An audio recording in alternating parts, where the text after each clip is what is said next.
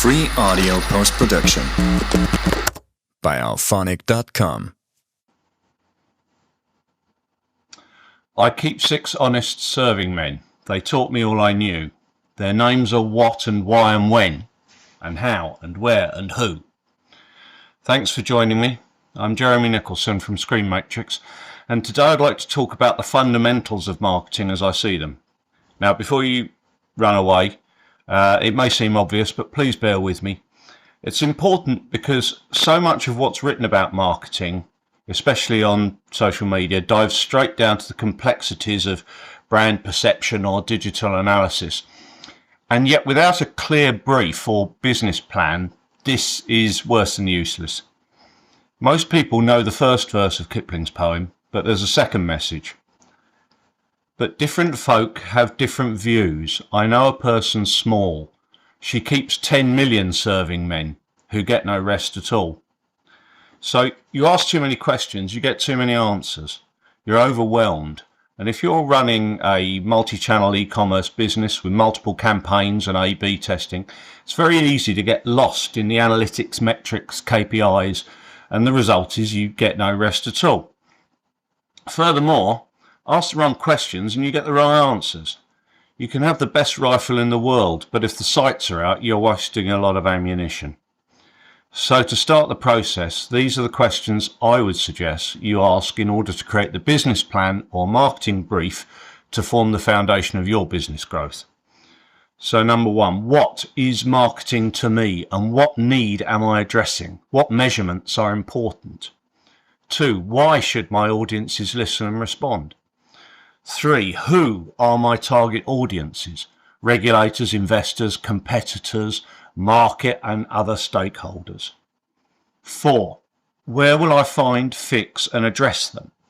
5, when will they be responsive? 6, how do I address my audience and monitor the results to enhance performance? So first of all, what is marketing, and more specifically, what need am I addressing? Which measurements are important to me? Well, there are several definitions of marketing and they seem to concentrate on the communication between an organisation and its audience. I choose a simpler definition. Marketing makes it easier to buy. So my definition includes communication with stakeholders and regulators as well as customers, suspects and prospects. But by my definition, anything which makes it easier to buy is marketing. So product development, finance options, investor relations, affiliates, channels, corporate reputation. They are just as much marketing as price, features and benefits and messaging and media. I believe marketing also includes logistics and anything that lowers transaction costs through systems integration and automation, because they affect lead times and margins and therefore pricing. So as it's a wider definition, there are numerous metrics that can be applied. Now these divide into internal, such as sales revenue, margins, volume, average order value, costs, lead times, and of course your standard marketing KPIs, such as OTS, CPM, CTR, cost of acquisition, customer lifetime value, and campaign return on investment. If you don't know what any of those things are, there's loads of places you can find out. Then there are external KPIs such as market size, economic and cultural trends, competitor evaluation, segment analysis, and so on. And remember that measurements which are important for quarterly sales figures are not always relevant for long-term brand equity and business development. In fact, short-term gains from, for example, price cutting actively damage long-term brand equity. So nearly knowing what these metrics are and knowing how to use them doesn't do you any good. You have to know their relative value and you have to know how to employ them. That's why I think that marketing is just as much an art as it is a science. So why have I chosen my audience and why should it respond? So that can be as simple as there are 10,000 houses within a 10-mile radius with central heating and that requires maintenance. Or it can be a bit more complicated, like of all the FTSE 500 companies, 86% of CTOs have indicated that incorporating AI into product development is a key driver.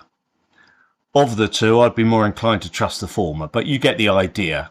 That's who are you going to talk to? Turning this around, which is what marketers call going through the looking glass, why would your customers choose you?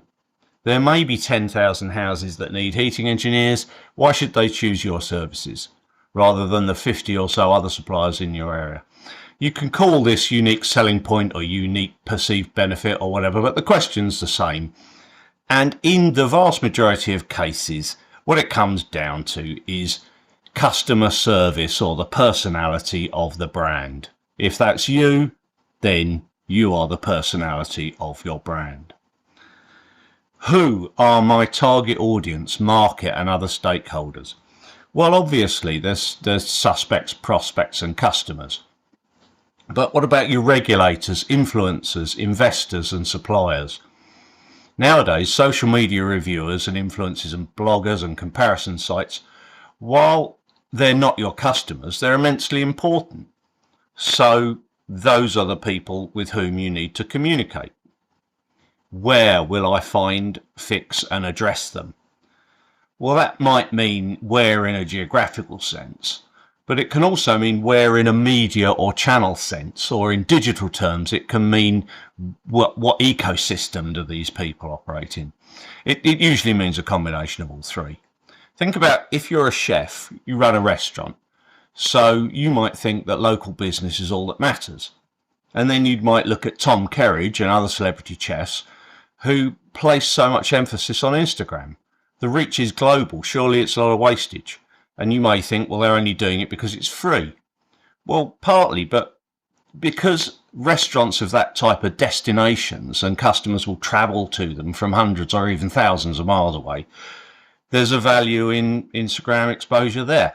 However, for those particular individuals, it also sells their books and delivers viewers to their TV series, and that makes them more valuable as an influencer for endorsing other people's products. So they've obviously looked at it, and it's worth spending the money. It's not really free. They spend money on video production and those sort of things. So it's worth doing for them. When will they be most responsive?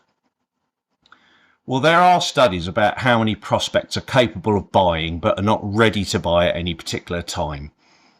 Recent research by the B2B Institute and the Ehrenberg Bass Institute demonstrated that only an average 5% of B2B buyers in a category are in the market and ready to buy at any given time.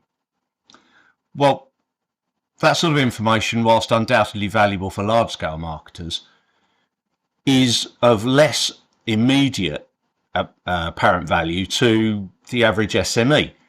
Because if you adopt a basic longitudinal marketing strategy, that will address your issues. Doesn't matter whether they're ready to buy in a month or whatever. You can bring them into the net through identifying objective triggers.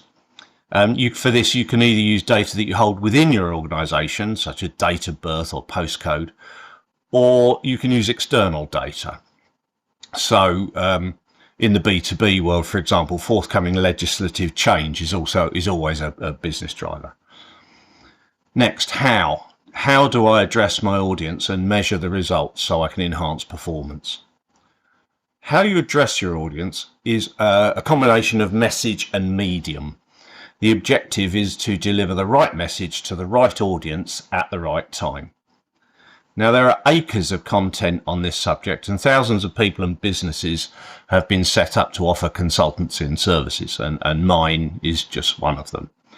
So I'll summarise one of the greats of Madison Avenue advertising, Bill Bernbach.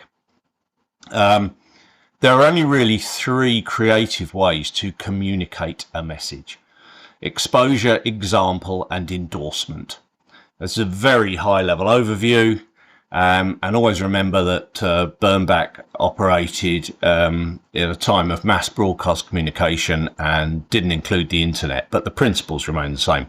You can read more about him online. He was a very clever guy.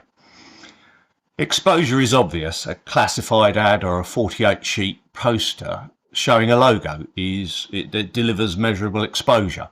It sounds simple, but there are some brilliant examples of exposure advertising being really effective. Going back a bit, John Hegarty's work for The Economist is a good example with his 48-sheet posters. Or you just look at the Google homepage. I mean, that's exposure, and it works. Example shows the product in use and gives its features and benefits through user stories, case studies, or so on. And this is what most advertising does. And it can be used widely in terms of the creative concepts. It could include lifestyle advertising. I think for my generation, one of the most famous is McCann Erickson's Gold Blend couple ads with Anthony Head in, I think, 1987 to 1993. You might not, looking at them first time, realise they were flogging instant coffee, but, it worked. And my own favourite is endorsement. And it's my favourite because it achieves several of Bernbach's principles, such as personality, relevance, and honesty. A great example of the use of endorsement was in Ogilvy's 1985 Lucozade campaign, which featured UK Olympian Daley Thompson. And that effectively repositioned the brand from an illness recovery drink to the first entrant in a brand new market sector of energy drinks. Finally, which media should you employ? And in a modern scenario, what related analytics and metrics should you choose to go with it? Again, too large a topic to address here and now, but there are literally millions of articles to help you, and I'm going to be drilling down in this subject in later posts. However, in most cases, the simplest method is to select what you yourself consume. A marketer must always operate within their own market. You have to be a part of it and immerse yourself in it. So if you are in a B2B business and you use a certain trade website or attend certain events, the chances are that's where you'll find your customers and the sources of the measurements which allow you to enhance the quality and quantity of business opportunities you receive. So that's a very quick high-level overview of my take on the fundamental principles of marketing. Thanks for joining me. I will be posting more episodes which drill down. But for the meantime, thank you, and hope to see you soon. Free audio post-production by alphonic.com.